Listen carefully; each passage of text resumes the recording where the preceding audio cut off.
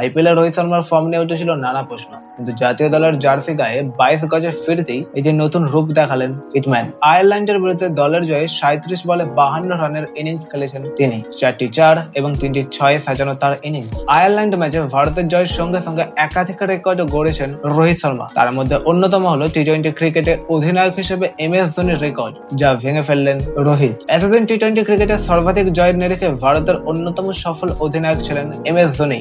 মোট 42টি ম্যাচ জিতেছেন তিনি। আয়ারল্যান্ডের বিরুদ্ধে ম্যাচ জিতে অধিনায়ক হিসেবে মোট 43টি ম্যাচ জিতেছেন রোহিত। এছাড়াও আরো দুটি বড় রেকর্ড গড়েন রোহিত শর্মা। আয়ারল্যান্ডের বিরুদ্ধে প্রথম ব্যাটার হিসেবে আন্তর্জাতিক ক্রিকেটের 3টি ফর্ম, যেমন টেস্ট, ওয়ানডে এবং টি-20 সব মিলে 600টি ছক্কা মারার অন্য একটি রেকর্ড গড়লেন রোহিত। এই সংখ্যা আরো এগিয়ে নিয়ে যাওয়ার সুযোগ রয়েছে তার সামনে।